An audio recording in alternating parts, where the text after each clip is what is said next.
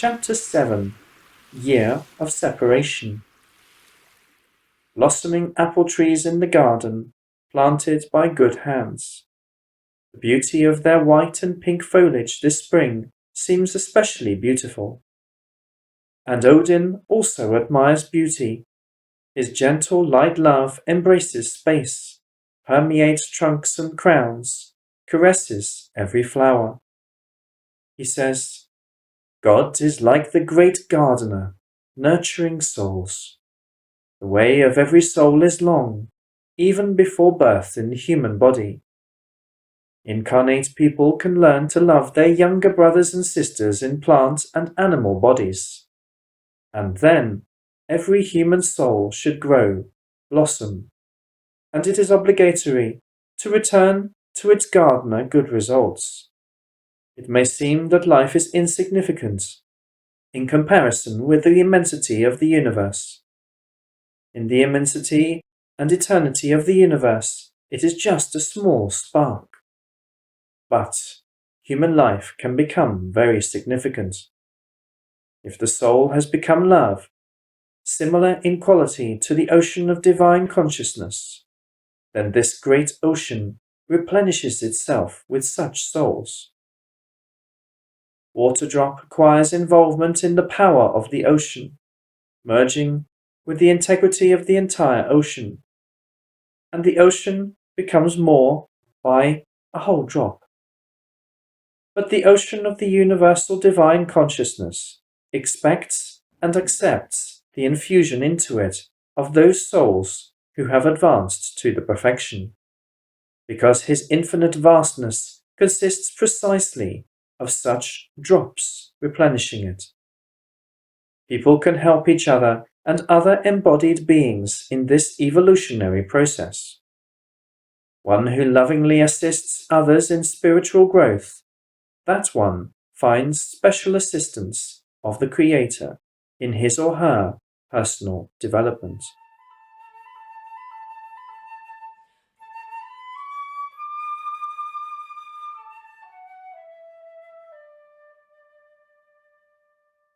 Before going on the way, Olaf was thinking about who would be best to stay here next to Annika for her safety.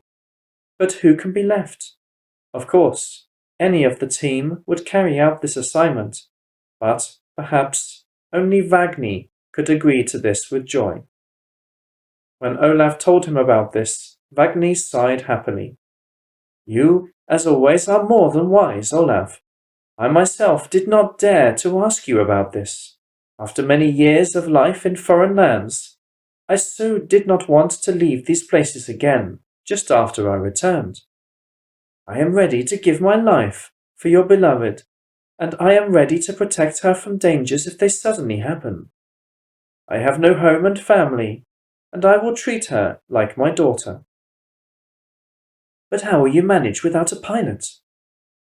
I remember all the pitfalls and currents that you told me. You do not doubt that I'm a good student, Olaf said with a smile to him.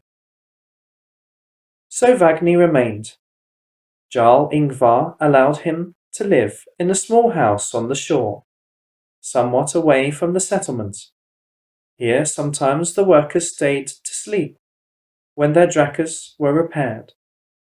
Vagni was tempted also in this ability, and could help them both with advice and work. A small river carried its streams and clean sand into the waters of the fjord in this place. The house was old, but Vagni brought it in order.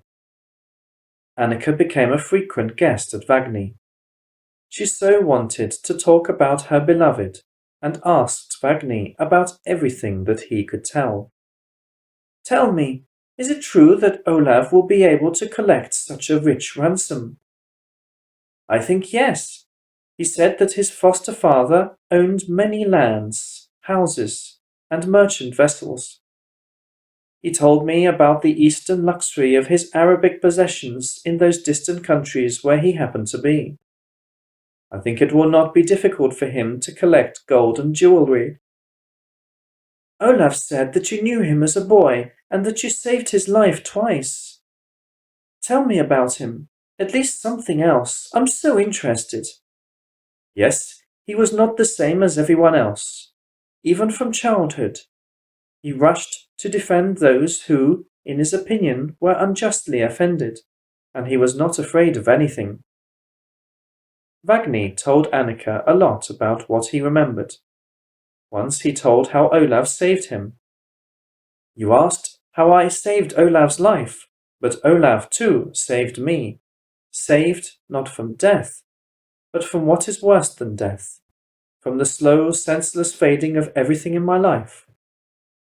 I already thought that my destiny is nearing completion, and that everything of me is now in my past. There was only one dream, to die in native lands or at sea, but not in a foreign land, where I looked with disgust at everything that surrounded me. And then Olav found me, and he changed all this. Next to him, my life again made sense. I became needed, and as though youth and vigor had returned. Even eyesight had improved. He is not a healer, but for some reason even people's illnesses leave if one were to be next to him. Here, for example, Rune, the scald boy, he was so weak, but after a few months' journey together with Olav, he became as you saw him. And this happens to people because Olav teaches them a different attitude to life, gives them hope, a goal. For everyone, he finds special words that are necessary specifically for that person. These words awaken strength and joy, encourage one to change oneself in order to become better. For example, he told me that my vision was diminished, not due to old age, but because I saw only darkness and dirt around me. Also because I looked only at the shortcomings of those people who were in my field of vision. And I was not ready to love those people. I did not seek to help them, but only yearned for my own past and condemned, hated everything and everyone around me. I do not know for sure whether the truth is what he says, but usually everything goes exactly as he speaks. My back does not hurt me anymore, and my eyes see almost as well as in my youth. And even now, without him, I understand that I need him and you, and this brings joy from life. A person's life must necessarily make sense. Olav spoke on these words that I do not fully understand. He said that he lives in accordance with the will and power, which are called by him God. One, all the Father of all the worlds in the creation. Olav is not a sorcerer, not a shaman, but he speaks with God, and God reveals to him what he asks. I saw different priests, both from self-referring Christians and from those who worship Odin, Mithra, or other forces or spirits. They all only do rituals and cry out for the mercy of their gods. But Olav, he can talk with God, as with a friend. It's as we talk now between ourselves. Yes, I heard him talking with God. Olav, he's special. He is so beautiful, strong, pure, and clear. And in him there is no lie, falsity. I had never seen such people before. Everyone shows off at least a little before others, either by power or by mind, or by appearance or by wealth. And they hide what they do not want shown to others. Yes, you are right, but Olav is sometimes difficult to understand and even more difficult to accompany, fully following his advice. But even the unknown about which he speaks is so inviting, beautiful, and I so happily try to live the way he explains to me. Sometimes it seems to me that what he believes as right for people's lives, it is not realizable in reality, but he lives just that way and has success. I do not know if it's possible to learn to observe the principles about which he speaks in life, but I believe that people's lives, in fact, would be better if all these rules were followed. Olav told me that he had a teacher who was called a Sufi. This Arabic word means pure, and that teacher spoke about the laws of pure and righteous life for people.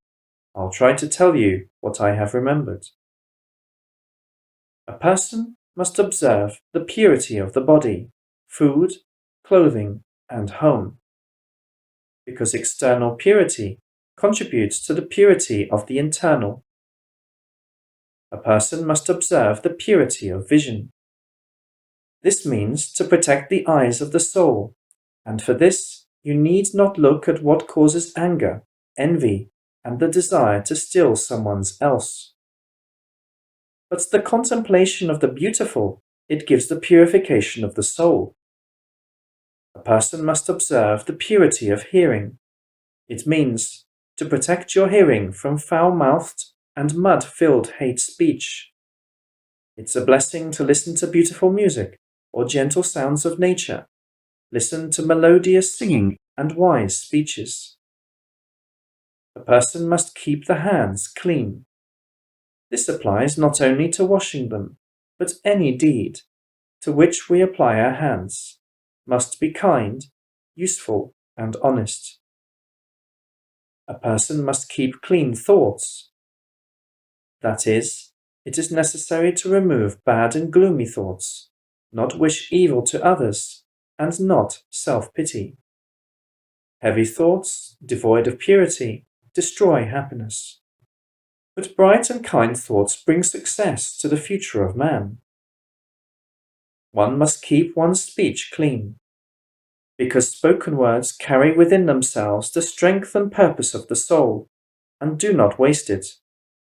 Words must be pronounced only when they can reach the goal in the soul of the hearer. And also the purity of speech is acquired by the ability to remain silent. This ability helps make every word weighty, necessary, and timely. It's good to hear and understand the thoughts of the interlocutor, but even better, to understand the thoughts of God. And you can master this only by training your own mind to be silent. And most importantly, to which all the rules of purity serve, one must observe the purity of the soul. Because only a pure soul is able to walk the path of the spiritual heart and approach the purity of the Most High. Only the purity of the spiritual heart allows us to display true love. To give love and not demand love from others, this is the way of happiness. Olav spoke a lot about the path of the spiritual heart, which brings man closer to the divine, and which can make a person as the divine souls, sometimes called gods. Indeed, according to Olav, his great one God consists of the unity of many divine souls.